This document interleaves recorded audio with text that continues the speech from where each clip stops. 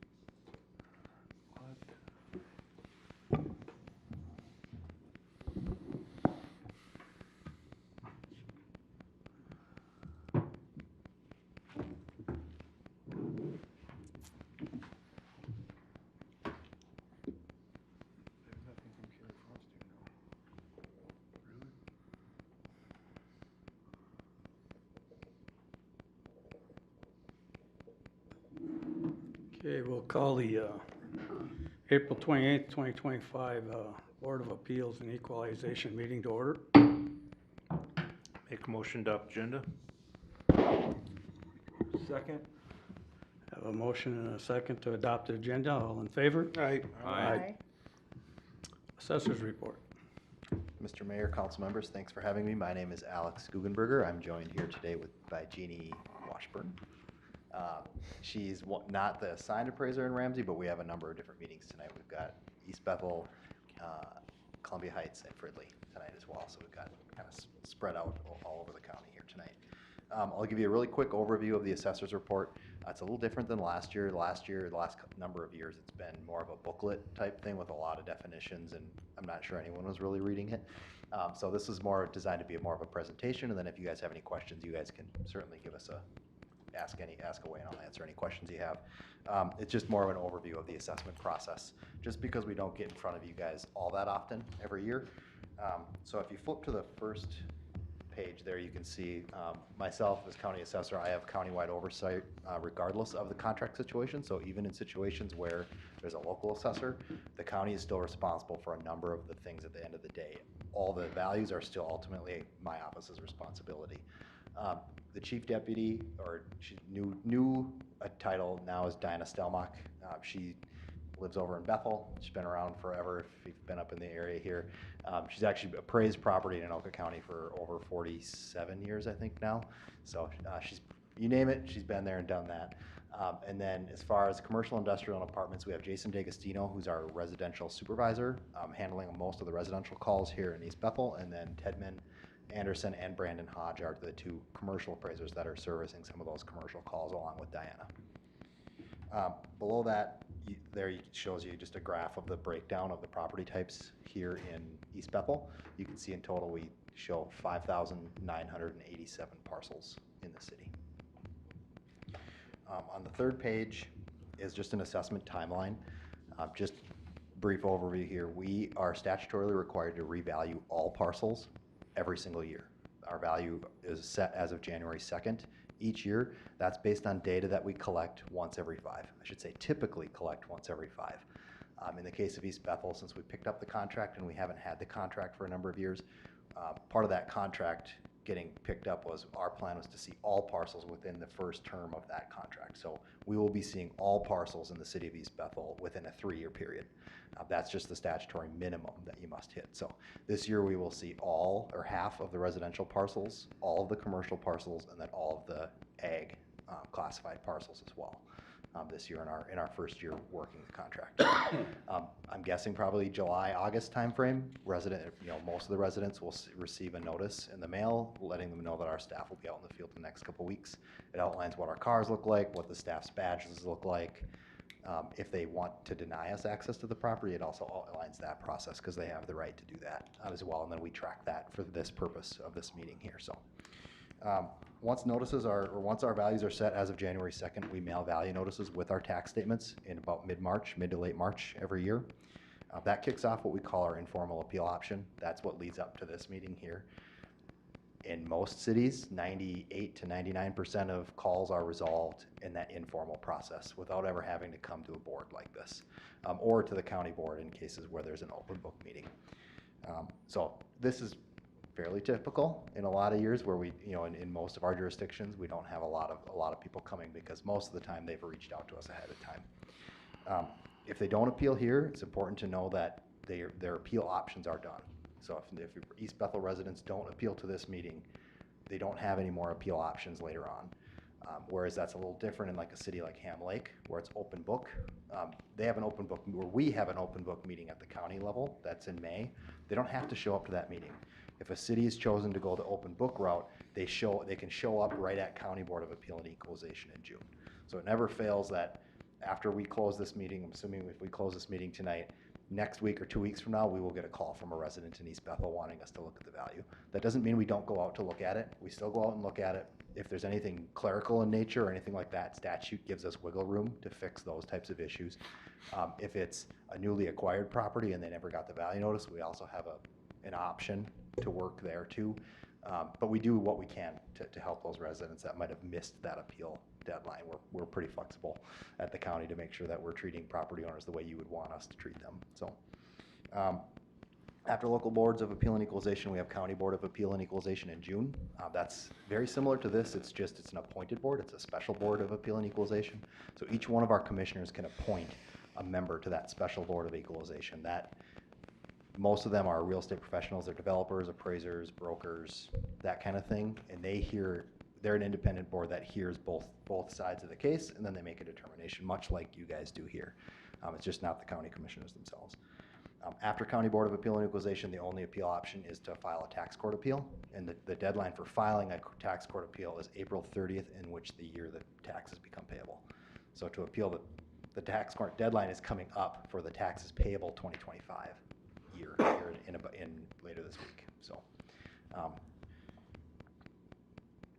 about all I really need to touch there. Now that once our values are certified in June, that's when you guys are using that data then to formulate your levy and budget information. That gets packaged up into the Truth and Taxation meetings in November. Our staff are there at the county at the Truth and Taxation meeting, so if there are any value questions at that point, we're there to answer questions, because that's typically the first line of questions comes to us if people do have value or tax questions. So the following page is just kind of a summary of what property owners, or what you guys would have gotten as well. That picture is a notice on the left. There is a copy of the value notice. That is a state prescribed form. A lot of times we get feedback from councils or residents that say, could you add this piece of information, or add this, or make it more colorful, or bold it? We don't have much options, or to change that form because it's state mandated. So that's kind of what we get as far as how the state prescribes the form to look. And then we have a lot of this information outlined on our website as well. Our website has a lot of good information for property owners if they have any questions. The next page is a little bit more detail about the 2025 assessment. There's no residents here, so I won't spend a ton of time on this. Essentially, we have two main studies that are at play as far as how we adjust the values. The 21-month study that's outlined there, that determines what I'm going to call market conditions, or what the market is doing. That aims to predict what the market did over the last 2-year period, basically. Is it going up or down? Is that 1%, 2%, 3% up or down? That trend gets applied to the sales that take place in that 12-month study. So a sale that happens in June of last year, if the market is saying it's a 3% per year, they add a certain percentage per month to forecast what that sale would have been as of January 2nd of this year. Does that make sense? So probably the best way that I've seen to illustrate it is to look at those bubbles at the top of the screen there. So our sales ratio is our assessed value divided by sale price. So the median sale price in East Bethel, just a straight ratio, before we started this assessment was 90.4. That was our median sales ratio. We're required to be within 90 and 105%. The state then takes that 21-month study, calculates a trend, and for trend purposes, we lump Linwood and East Bethel together just makes a little bit more sense for the number of sales to actually get a meaningful number. Once that trend is applied to the sales, you'll see our trend actually drops. So the median ratio drops. So the starting ratio is 90.4.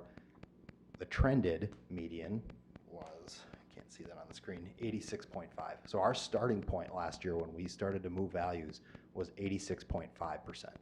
That means we had to gain about 10% or so, 8%, in order to hit that midpoint of 95%, which is usually our target. At the end of the year, all of our adjustments, we ended up at 93.8. We do have some wiggle room. We don't always have to hit 95. We don't want to hit 100, because if you think of a normal bell curve, half your parcels are overassessed, half your parcels are underassessed. So we do tend to shoot for between 90 and 95%. You also don't want to run at 90, because if for some reason the state doesn't have the same number of sales or qualified sales as we do, if you end up below that 90%, the state comes in after the fact and will reduce value, it will increase values. So if our median ratio after the assessment was all completed was 89.9%, the state will look at it and say, okay, in June, after all the value appeal options are over, they say you're low on your median, you need to increase your assessment by 5% across the board. Well, then we have to email all the property owners and say, you got a notice in May, you don't have any more appeal options, but your value is now going up 5% across the board. We never want to get into a situation where we have a state board issued an increase. So that's kind of outlines what our process looks like. So we had a number of 103 qualified residential sales in the city. The median ratio after all of our adjustments was 93.8%. And the coefficient of dispersion, that's the COD, that's how tightly correlated our values are around those sale prices. So the higher the COD, the more of a, if you think of a shotgun blast, how widespread your pattern is. The lower the number is how tight your pattern is to that bullseye that you're aiming for. So anywhere between 5 and 10 is considered excellent. A lot of times what we see is in more of our rural jurisdictions or lakeshore, which they kind of carve out separately, you'll see numbers that are in that 15 to 20, or 10 to 15, I should say, and then sometimes commercial industrials in that 15 to 20, just because when you get with commercial properties, commercial means a lot of different things. That can mean restaurant, office condo, large office complexes, retail buildings, Northtown Mall, that kind of thing. It really runs the gamut. So depending on the sales that you have, your coefficients of dispersion get much wider. Any questions on some of that data as far as how we adjust values?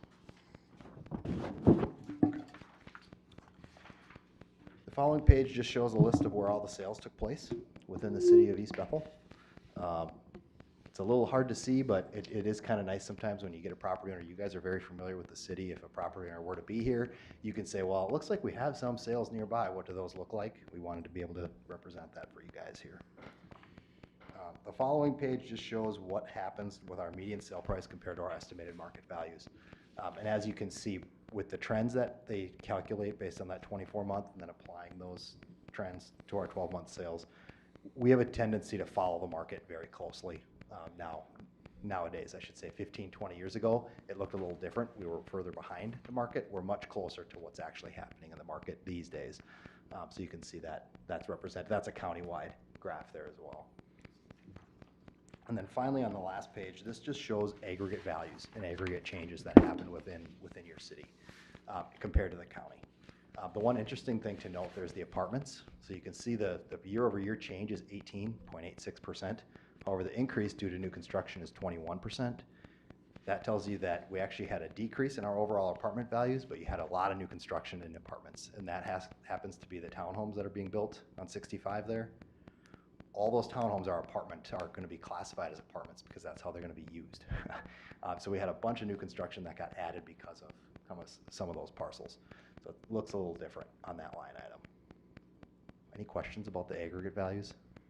So the percentage is, what is that percent saying? It's saying that. So that percentage, on that apartment line item?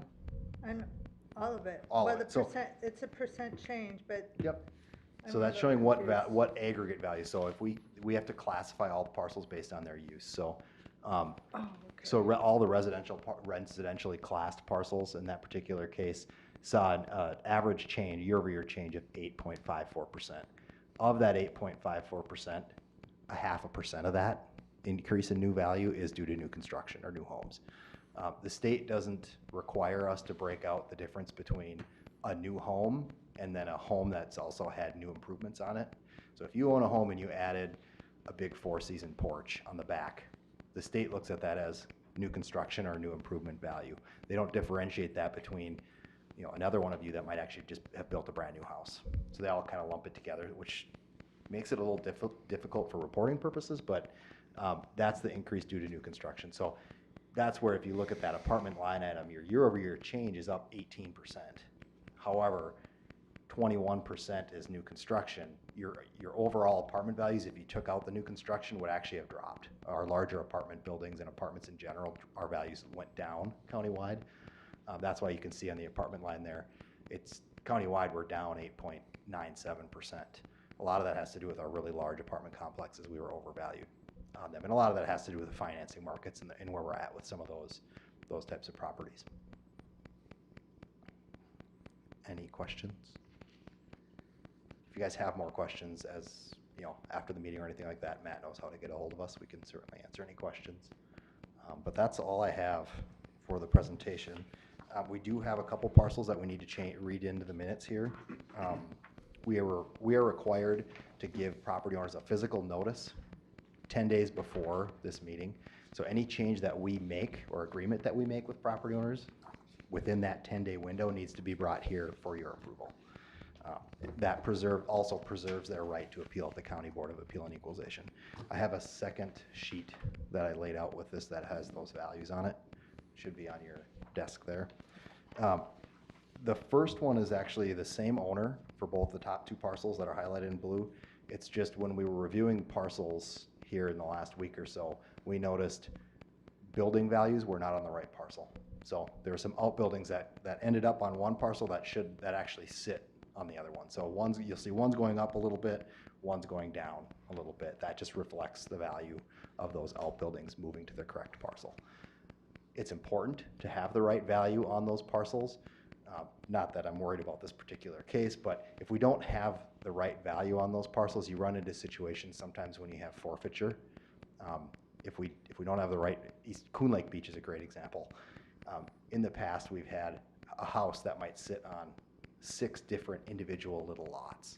Well, in the past, we only had $100 on all the lots except for one of the parcels had all of the value. Well, property owner realized that in the past and said, I don't have enough money. I'm not going to pay the taxes on these $100 pieces. The ones that are valued at $100, I'm only going to pay the tax on the one that had the bulk of the value. Well, what ended up happening is Anoka County owned 2/3 of this guy's house because he wasn't paying, so we can't forfeit a house if not all the parcels are forfeiting together. So it's important for us to allocate values the right way. Otherwise, we run into problems later on down the road. So that's why we want to move this and get that fixed. If it's okay with you, I'll read those into the minutes here, just so that you hear the minutes or the parcels and then the value changes as they're being seen. So, first one is owned by Curtis and Diane Strandland. Their first 2, I should say. The parcel number is 283423340004. The original total value is $352,400. That value will actually increase to $406,300. Again, that's moving an outbuilding to the right parcel. The second parcel that they own is 283423420005. The original value for that parcel is $1,256,600, and that value will drop slightly to $1,241,300. I would just ask that we get a motion and approval if you see. For Good. each one? You could do those together if you want. Okay, or can we do one? You could do one big motion for all these if you want to. Yeah, at Sure. the That's end. what we'd Okay. like to do. The next one there is Spirit Master Funding. This is actually the movie theater in East Bethel. The parcel that the movie theater actually sits on. We had a call from both Andover Movie Theater and East Bethel this year, so we reviewed. Because movie theaters don't sell all that often around the metro, it's a harder one for us to gauge as far as the mass appraisal is concerned. So when we took a look, we actually adjusted both of those in that particular case. So that parcel that we reached agreement with the property owner in the last 10 days here is 32, 33, 23, 24, 0017. The original value was $2,225,600, and the revised value was $1,630,800. Again, that's just more to reflect what the market was actually doing. We were way over assessed on Andover and East Bethel compared to what other movie theaters were around the metro. And then the last individual is Paul Stone. He had actually reached out today. He just wants his parcels heard in the minutes because we haven't had a chance to look at it. It sounds like he's having some health issues and couldn't make it here tonight. This will preserve his right and give us the ability to work with him over the next week or two here ahead of county board. His parcels are 07, 33, 23, 43, 0005, 0006, and then 0007. And again, for that parcel, we would recommend no change, although I do believe we will reach an agreement with Mr. Stone in the next week or two. Okay, Mr. Mayor, if you want to open a hearing for the Board of Equalization hearing and then close it if there isn't anyone here to speak. Okay, at this time, we'll open a hearing for the Board of Adjustments Equalization. Waiting to hear if anybody's here. Okay, do I make this motion now that No. the hearing is open? I'll make a motion to approve the listed recent 10-day changes and read-ins, just read from our Anoka County Assessor. Second. We have a motion and a second. All those, or discussion, I guess? I actually have a question on this. Okay. On the Strandland one, you said you just moved the outbuildings, so to me, in my mind, should change, the percentage of change should be the same, but it's minus 1% up 15+%. So why is that different? so Because the- it should be equal in my mind. Yep, in your head, it would make sense that, but the parcel with that ends in 0005 is the one that has the house on it. It's a very nice house, so there's a big chunk, that's a much larger value that you're taking $50 or so, $60,000 from and moving it to a parcel that otherwise is just raw land. There's no improvement values on it right now. So it's just land value that you're adding to. So $50,000 compared to $400,000 is a much bigger percentage than $50,000 to 1.2 million. Okay. So it's the same value change adding to both parcels. It just looks percentage wise to be way Okay, different. thank you. Any other discussions?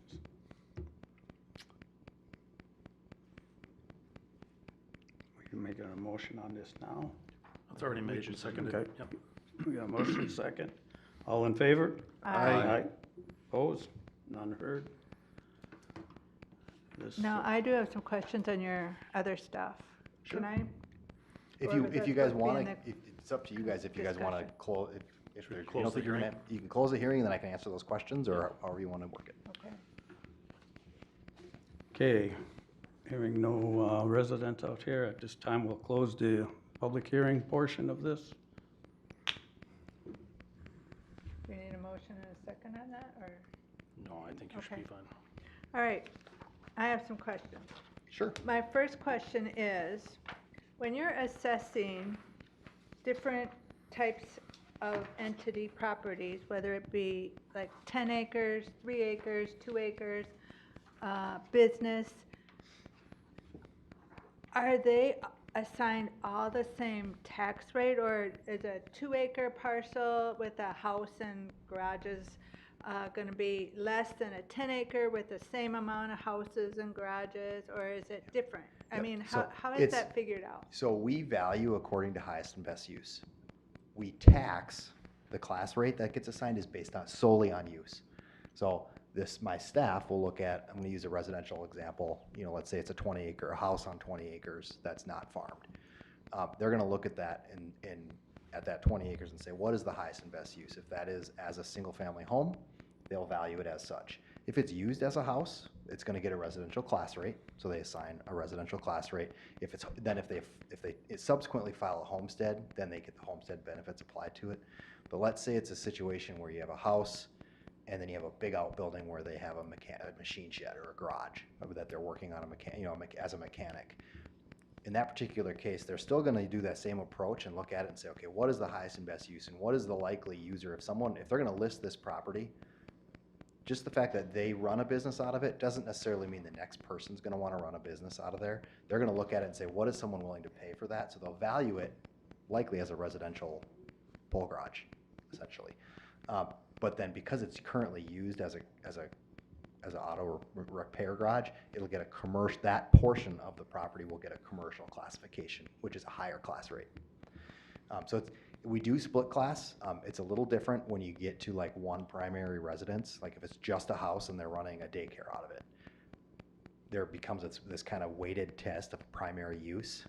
And so most of the time when it's someone's home or homestead and it's a business that's within that one unit, it can be very difficult to split class. It's way more common when we end up with a large parcel that has multiple buildings and different uses going on that we will split class things. There are also situations where you end up with, the state requires us to split it out for records purposes or not recording purposes, but data submission, that we have to submit 4 files to the state every year on all of our parcels. So ag parcels is one gets immensely complex, where we have to, it might be a house that sits on 40 acres, but we have to split out the house garage in 1 acre. Any outbuildings that are used for agricultural purposes end up on a different record with a different classification. So that gets very complicated, and we want to make sure we're treating everyone the same, whether they live in East Bethel, Linwood, Ham Lake. We want to make sure that we're treating them all the same as far as how they're being used. The value perspective is also we want to be very consistent there to make sure that regardless of where you live, you're being treated fairly. Okay. Yeah, it just seems like people who have like 10 acres and it's just their house, that they pay an exorbitant amount of taxes, especially if their property is wooded and swamp and, and it's like, why? That will change a little bit this year depending on our review of the parcels too. So you will see a bunch of parcels go down, you'll see a bunch of parcels go up. Not that those are wrong, it's just the values should get more accurate. We should see that COD hopefully go down in future years. But it's really on like a 10-acre piece. If typical 10-acre lots are selling for $160,000, that's what the land value should reflect, even though a lot of times that has to do with, can I site a house on this 10 acres? Sometimes a 10 acres that can site a house that's mostly swamp, someone might pay a very similar value to that versus something that's just a house with 10 acres of woods that no one's really using. Sometimes those values are pretty close just because it's 10 acres. You will see in our system right now, you should have 10 acres, and that 10 acres with all woods should be a little bit higher than that 10-acre site with a house with all swamp behind it. But that's really, I think, where a lot of our data collection this next 2 years is really going to help clean things up. You'll see, if you start comparing 10-acre houses on 10 acres, they should be far more consistent than what they are currently. Okay. So my next question regarding when you're going to go out and inspect all these different properties, are you doing this by appointment, or are you're letting people know you'll be in that area that week and expect us, and this is our car, and put your dogs away because we don't want to get bit? I mean, how are you working that? So we usually 2 or 3 weeks before my staff going out in the field, we send a letter. It's 8.5 by 11 letter to all the properties. That lets them know in the next couple weeks you're going to see our cars, and you'll see but they are physically required to knock on doors. So they'll knock on the door, they leave a notice. If no one answers, they write the reason why they're there. That way someone knows they're there. They take a picture of the house, and then they proceed to walk around the outside if they can. If someone reaches out to us ahead of time based on that letter and says, I don't want you on my property, then we have to use the tools we have available to us. We have aerial imagery and street level imagery that we can pull from to try to gauge, or they can stand on the street and say, okay, it looks like a bi-level, or it looks like a 2-story home in this condition. So it's only as good as the data that we can put into the system. It's very much a garbage in, garbage out type approach. But they will knock on every door that's out there. and then try to get in where necessary to verify some of that information. So And what are you gonna do about dogs? Because we have some people, we a get lot them of all the people time. who have Yep. been bitten Yep. out in East Bethel. Jeannie's very fast. No, Yeah. no, it happens all the time. Although I think in my 13 years, I don't think I've ever had anyone bit by a dog. Usually they can fend them off, and and we're working in Linwood and all these other places too. So it's not like we're not familiar with some of that stuff. A lot of times, if you see those signs or you knock on the door, they might get out of their car or some of that type of thing. But we take their safety very, very seriously, and we take property owner safety seriously as well. That's part of the reason why we started sending the letters. We didn't used to do that. We used to just show up and knock on a door and leave a door tag, and people didn't like that we were just showing up at their house unannounced. But the letters have been very, very well received. And property owners have every right to deny us access to the property. So those that let us know that they don't want us to come out to the property, we note that in the system, and we don't bother them, and we do the best we can. But we let them know. So if someone were to say, "I don't want you at my property at all," they don't have the ability to appeal at this meeting. They would have to let us into the property before you could make a value adjustment. So we do track those. Okay. And we can report that back at a later date if you guys want to know on any given year how many are denying access. It's usually, actually, it's far fewer than you would expect. All right. My next question is regarding the open book thing, because the last time I was on the city council, we were an open book where if people didn't come to this meeting, they could go to the county thing. And now you're saying we're not that open book anymore and we can't do that? And I'm just wondering, maybe Mr. Look or somebody could tell me, when did it change for East Bethel? Because as far as I know, East Bethel's had a local board meeting since I've been at the county, which would be almost 13 years now. Right, but if they could also appeal, they were told they could appeal at the county. They would had to have come here first. If they miss this date, then they don't have the option to do that. That has not changed in many, many, many years. And each city's different. Some cities like to do the open book thing. It's not that we won't come out. If you guys want to explore that option in the future, or Matt wants to ask more information about what that looks like, we can certainly do that. I'm still more than well. I go to a number of them each year where it's an open book city. I come and give a presentation about values and number of calls and that kind of thing, but there's no formal appeals heard at those. But I can at least give council members an update as that we had 10 calls with 9 that led to value changes and some of that kind of stuff. So they're still getting the information. It just gives residents more time to appeal if they are having a medical issue or they didn't get the notice or some of that kind of stuff. So Lino Lakes is in the same boat right now. After their local board meeting, I'm staying for their city council meeting to talk about the options of both open book versus local board. So an open book city, they do not conduct this meeting, that all appeals go directly to the county. Correct. Yep. And then we do hold an open book meeting in May, but residents aren't. That just gives residents an opportunity to see us face to face if they haven't called us already. They don't have to appeal at that meeting. They can just show up on June 16th and appeal their value if they wish. So it's really what the council wants to do moving forward. If you guys want to have a local board meeting, or if you'd like to have a value update type meeting and you want me to come and just give value updates or that kind of thing, we can certainly do that too. So I was just curious. I thought if they had options. If they didn't come here, they could still do the Anoka County. And I might be wrong. I might be remembering wrong. Yeah, I don't. Very As far as possible. I'm aware, that has not changed in a very long time. Okay. And as far as I know, East Bethel's had a local board for a long Yeah, time. I know we had that, but I thought they could do both. Yeah, we've been having these meetings since I got involved in 2014, so. Yep. Yeah, and I want to say I've got files in my paperwork that are from like the late 90s of local East Bethel local boards. So usually, like if let's say a trained member wasn't here tonight, you would actually lose the ability to have a local board for this year and next year, and then you'd have to make a resolution to get it back. So we've had some cities that have lost their board. City of Bethel is actually that way this year, where they didn't have a trained member this year, so it'll be open book this year and next year, but then they may want to go back and file another resolution and start having a local board meeting. So once you get rid of it, it's not that it's gone forever. You can always get it back if you wish. Yeah, I'm not sure we want to get rid of it. I just was unaware. Yeah, but there are definitely differences for sure. Okay. I still have another question, and I'm sorry I'm taking up so much time, but on the website, do they find all this information? Because I know I've been to the website and there's so much stuff on there. I'm like, where do I go for Yep, this? so if Where do you- I go for that? Our website got updated about a year ago, a year and a half ago.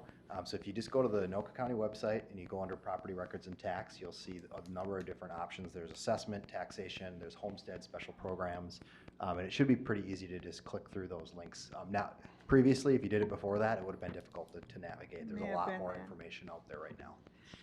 And I think my final question is, who from the state changes your guys' recommendation That if would be it's the, too low? that would be the Department of Revenue. The Department of Revenue and State Board of Assessors oversees all the work counties do. Okay, So we submit files every April and every September of all the values. Once they look at those values and compare to the sales, if they, they come back with a state board report. If your ratios fall outside of those lines, then they make their state board increases. So, that is one busy place down there. Okay, thank you. I'm done. that's all I have. Any other? I'll make a motion to adjourn. Second. A motion and a second to adjourn. All those in favor? Aye. Aye. Thank you. Opposed? None heard. Thank you, Meeting is Alex. closed.